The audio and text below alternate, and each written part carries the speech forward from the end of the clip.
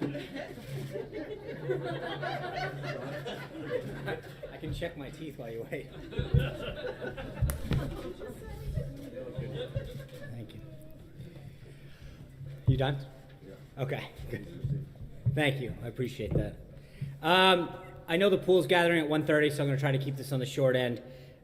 This morning, the President had a listening session with the Attorney Generals and the Fraternal Order of Police with the Vice President to discuss law enforcement issues related to terrorism and inner-city violence. The Fraternal Order of Police is the world's largest organization of sworn law enforcement officers with more than 330,000 members. They represent those who dedicate their lives to protecting and serving. They advocate for improved working conditions for law enforcement officers and for the safety of our communities. The President thanked the FOP leadership for their support and reaffirmed his pledge to have our back. The President also remarked that his highest duty is the security of our people and pointed to several actions that he's already taken to enhance our domestic security, including the creation of a task force on reducing violent crime, an interagency task force to dismantle criminal cartels, and historic action to secure our borders and remove criminals from our country. The group held an in-depth discussion about the rise of violent crime in some parts of the country, the disturbing increase in members of law enforcement being targeted ambush-style attacks, and the need to address the country's opioid epidemic. Attorney General Sessions told the FOP leadership that he looks forward to continuing to work closely with them to tackle the challenges facing law enforcement as they work to keep our community safe. This afternoon, as I mentioned at the top, the President will sign an executive order on energy independence at the Environmental Protection Agency headquarters. The President strongly believes that protecting the environment and promoting our economy are not mutually exclusive goals. This executive order will help to ensure that we have clean air and clean water without sacrificing economic growth and job creation. First, it directs all agencies to conduct a review of all regulation, rules, policies, and guidance documents that put up roadblocks to domestic energy production and identify the ones that are not either mandated by law or actually contributing to the public good. It also rescinds a number of the previous administration's action that don't reflect this administration's priorities. The full list is laid out in the executive order, which will be provided to you later today after the President signs it. Next, the order directs the EPA to take several actions to reflect this President's environmental and economic goals, including a review of the new performance standards for coal-fired and natural gas-fired plants that amount to a de facto ban on new coal plant production in the United States. This is great news for states like Wyoming, West Virginia, Kentucky, Pennsylvania, and others. Finally, the order establishes a directive for agencies to use the best available science and economics in their regulatory analysis moving forward.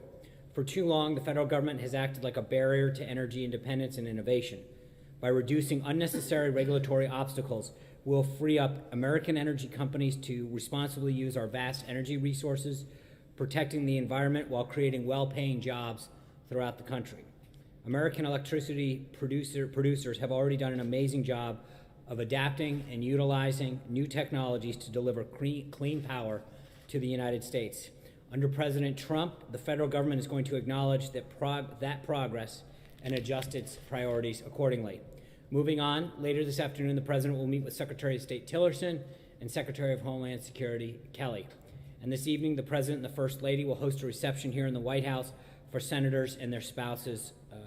This will be the first time that President Trump has invited all current senators to the White House, and he looks forward to this opportunity, as well as to speak with some of the senators about the places where they can come together and make this country better.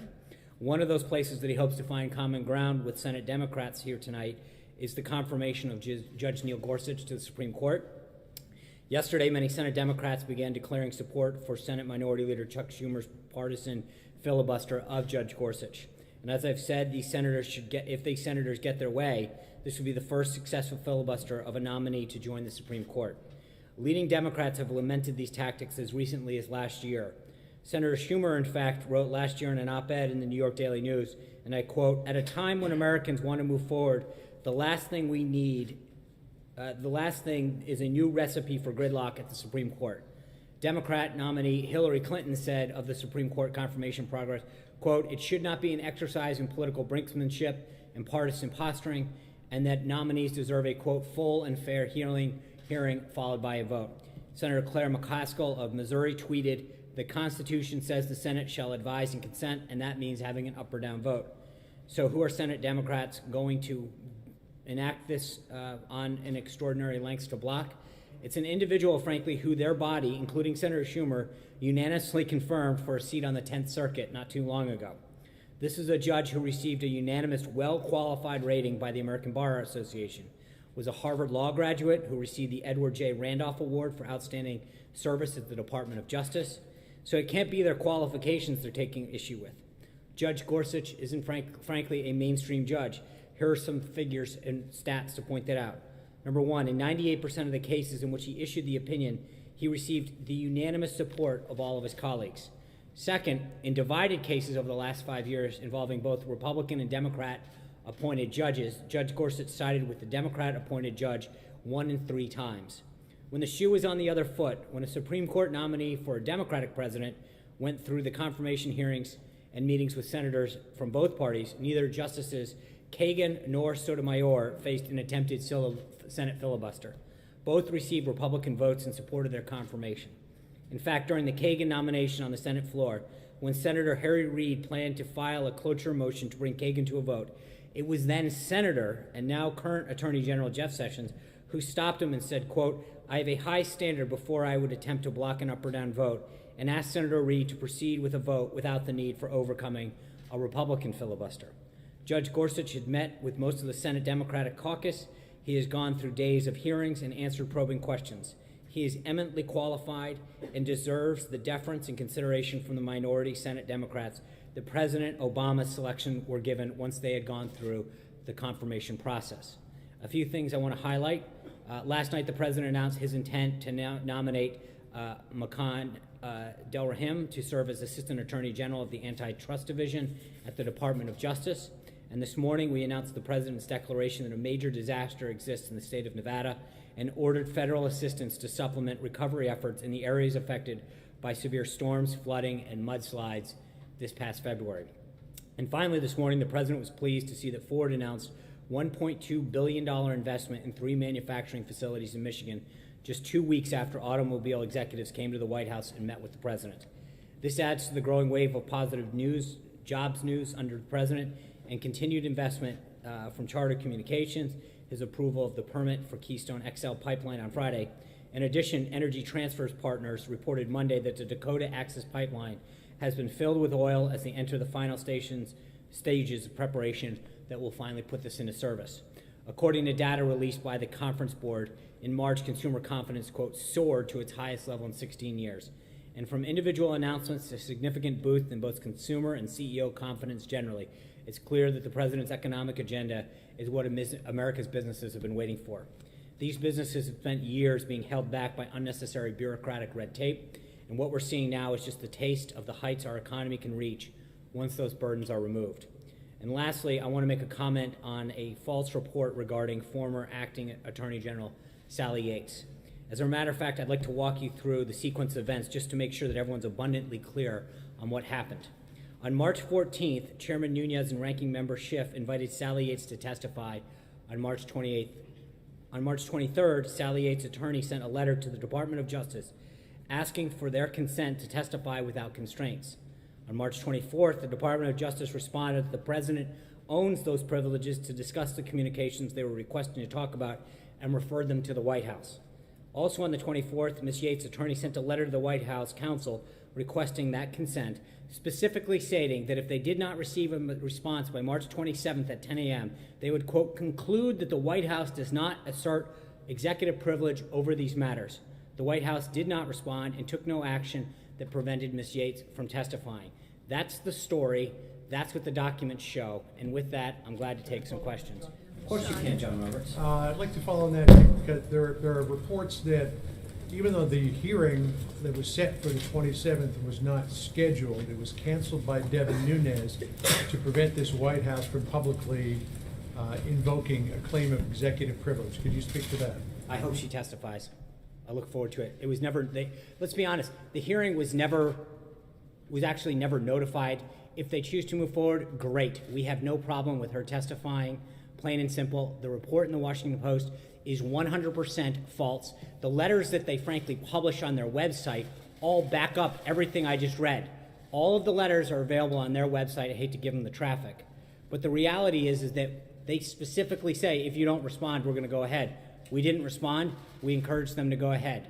But to suggest in any way, shape, or form that we stood in the way of that is 100% false. Brian. A couple of things you said earlier, a couple of quick follow-ups. You said you want the agencies to use best available science. Does that mean there's going to be no further scientific research? You don't want to fund additional scientific research? And number two, what other issues do you like to see the president reach out to Democrats to tonight? So on the first one, best science is best science, and that's whatever's Available is what you said. right. Well, if it's not available, it's tough to use it. Just as a matter of But is that a practicality. code for not using research? No, it's a code for it's got to be available. That's it, plain and simple. You shouldn't read anything into that, and I think the president will speak more to that at today's signing at 1:30, at 2 o'clock rather. I'm sorry. And as far as Democrats, what do you I think there's a whole host of issues. I talked yesterday about healthcare. If they want to come together on infrastructure, tax reform, we'd love to have as much support as possible. Amen. Thanks, Sean. A couple of questions. One on coal. Your actions today, the White House is saying that they're going to reverse President Obama's so-called war on coal. But a lot of people in the coal industry suggest that jobs are just not going to come back in that industry based on the way the industry has changed, technology and other things. Does this administration have an estimate of how many jobs will be created as a result of the actions it's taken today? I'm not aware of an estimate. I know that the president has already met with some of the coal miners the other day, and Senators Manchin and Capito in particular from West Virginia and others from Kentucky that were here when we did that EO signing a few days ago.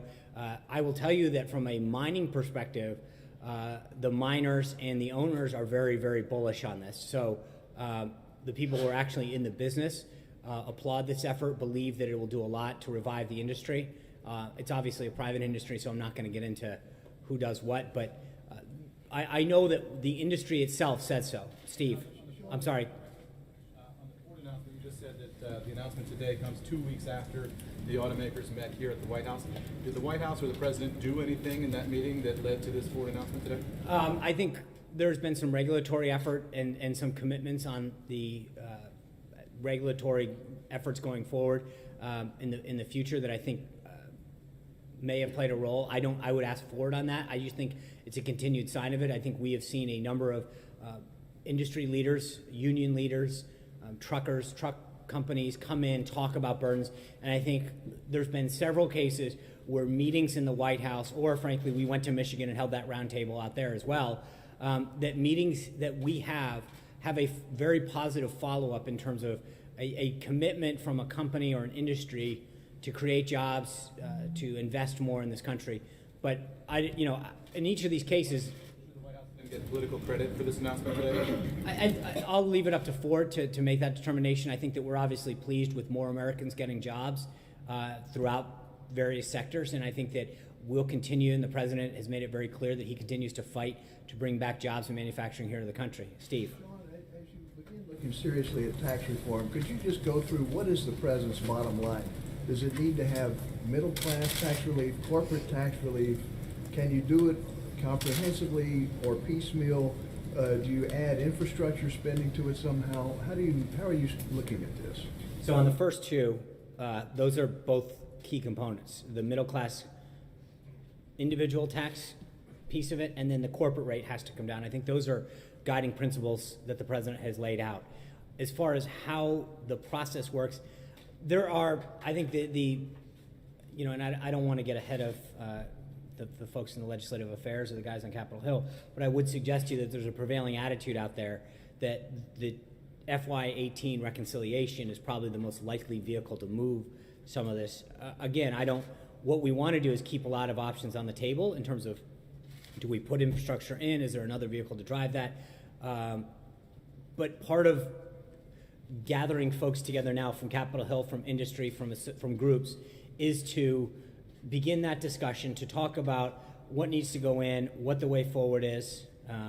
And so that conversation has begun, and it's continuing. And when do you think you'll have some recommendations to take to the president Well, internally, the team has been talking to him for a while. I think there's a bigger discussion that has to happen as we branch out with outside groups, industry, members of Capitol Hill, et cetera, that start to formulate some additional listening that needs to happen on this. And again, I think part of it is there's a legislative strategy that needs to tie into this. Blake? Is the White House currently involved in any renegotiations of the healthcare bill? And if so, in what manner? Staff has met with individuals and listened to them.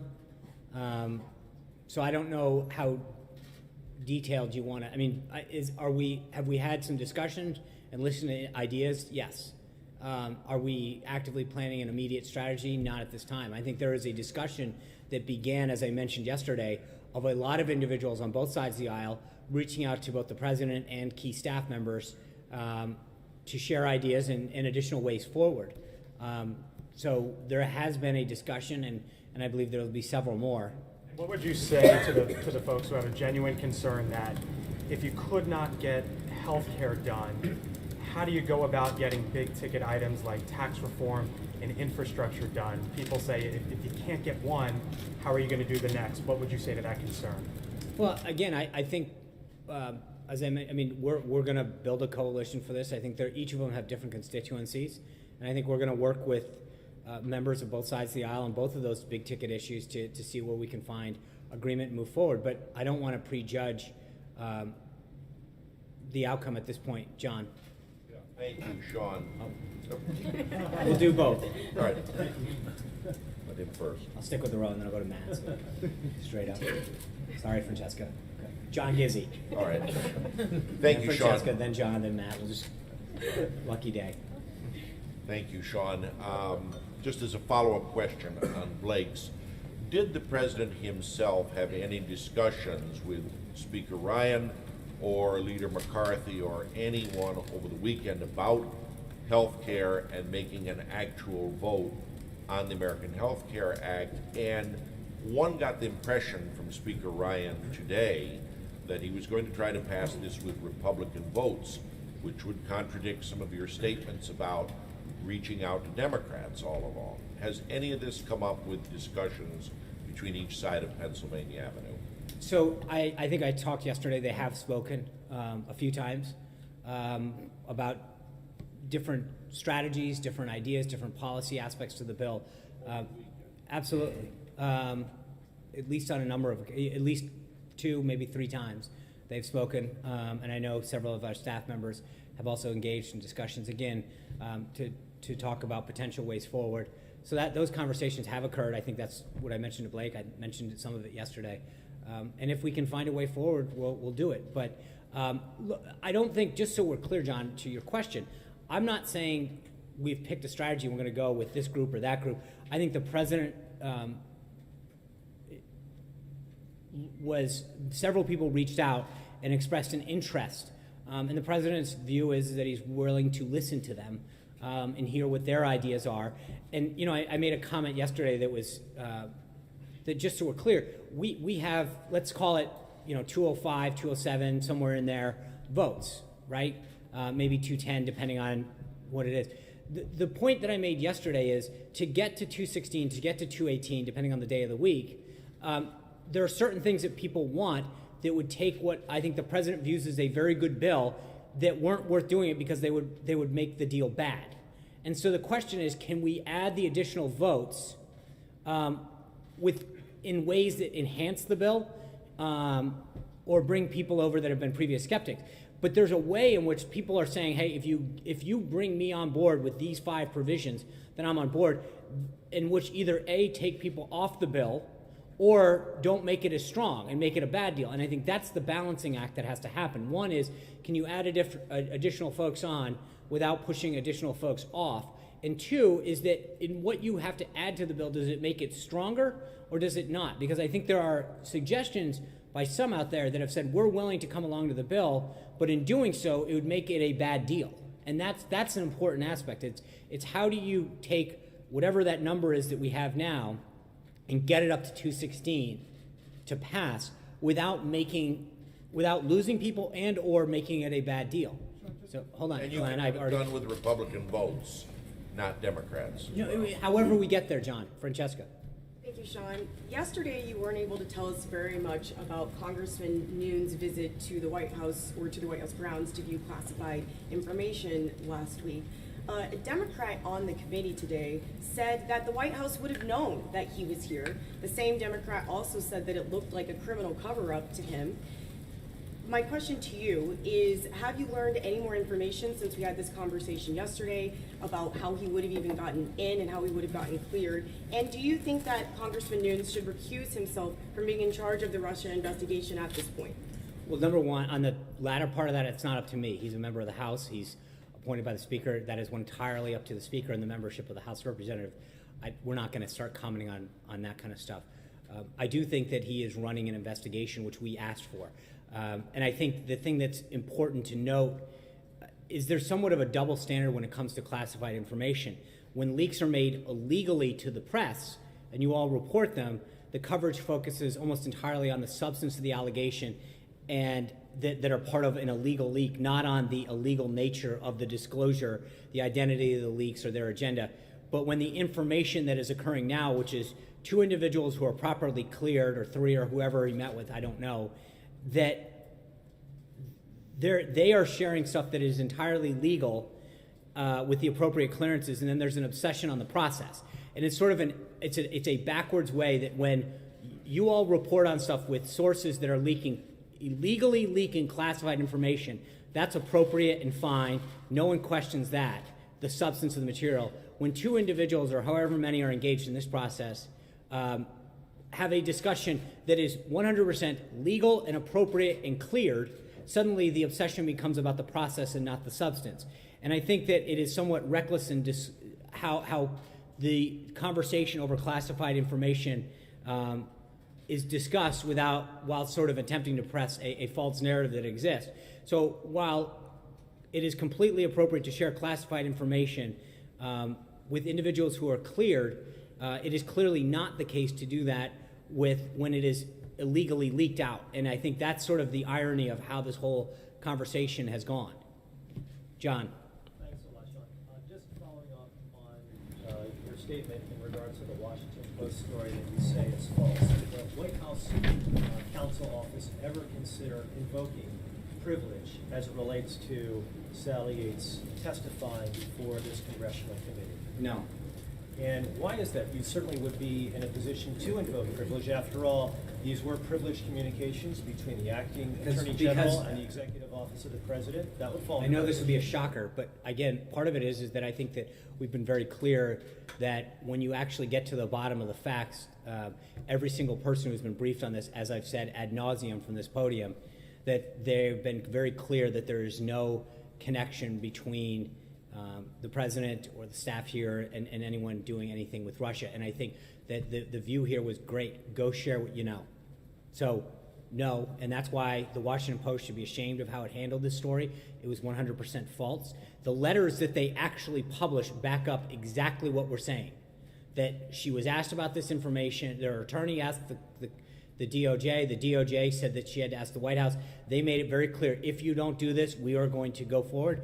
We had no objection to her going forward. That's it. Hold on. I do. Matt goes next. I guess. Sean, there's an order here.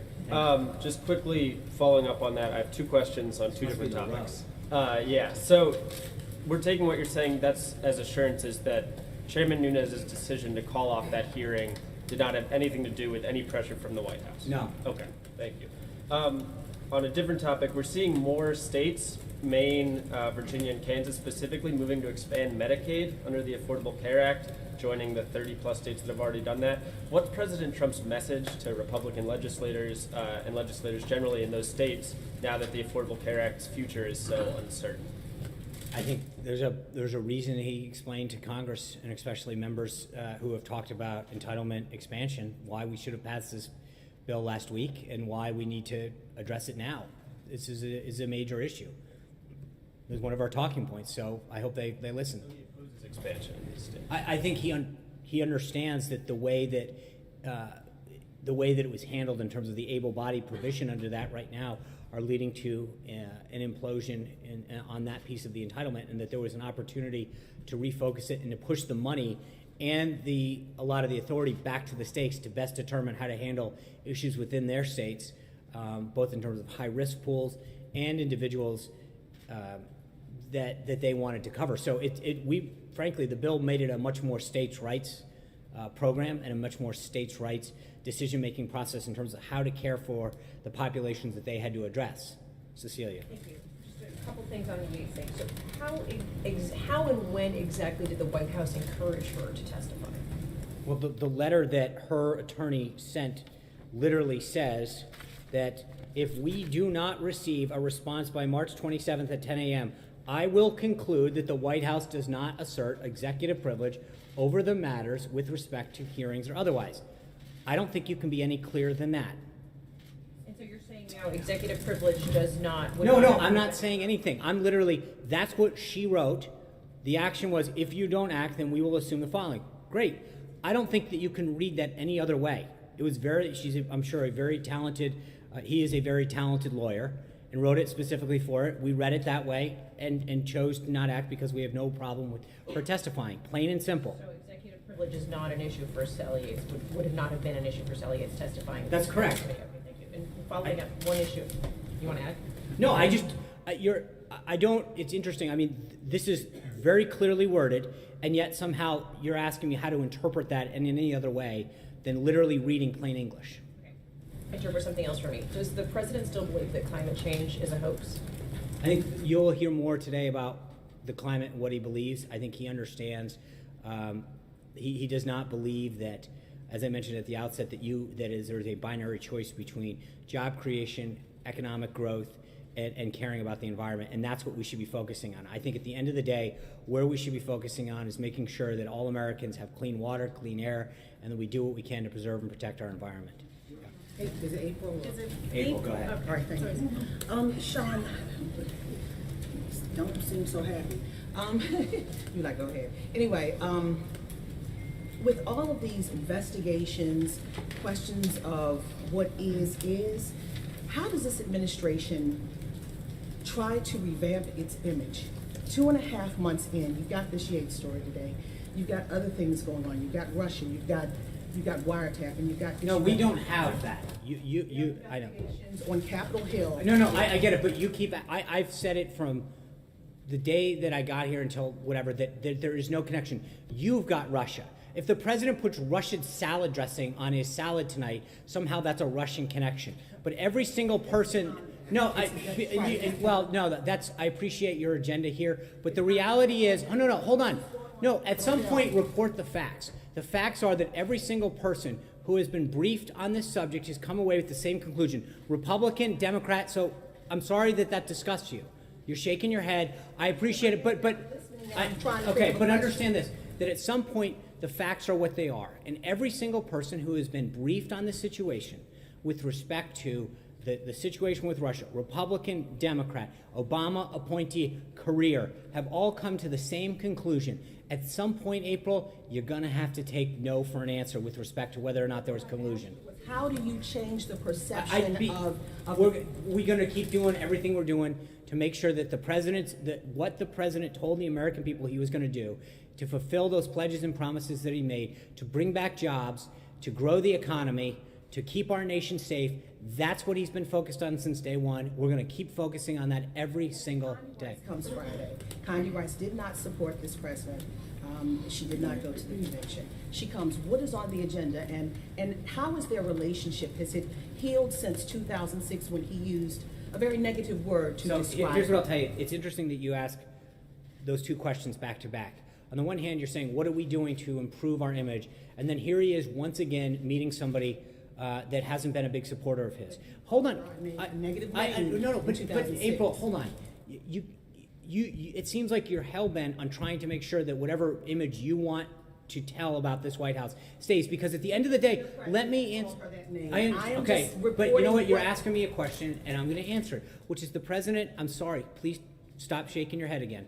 But at some point, the reality is that this president continues to reach out to individuals who've supported him, who didn't support him, Republicans, Democrats, to try to bring the country together and move forward on an agenda that's going to help every American. That's it, plain and simple. So if you're asking what we're doing, I think we continue to do it, which is to bring groups together that have been supportive of him, that haven't been supportive of him, but that to share a goal, which is finding common ground on areas of national security, of personal security, of economic security, of job creation, of safer communities, of education, of healthcare, that can unite us as a country and make the country stronger. What about Russia and Tillerson Friday? I think they're. I'm not ready to. When we're done with that, we'll see if we can have a readout. I do you believe? I understand that. We're not at Friday yet. I will have a readout when that's done. I know the pool needs to get to the vans for the signing. Thank you. I'll be back tomorrow. We're going to do 5 days in a row this week, ladies and gentlemen. Thank you. Thank you, guys.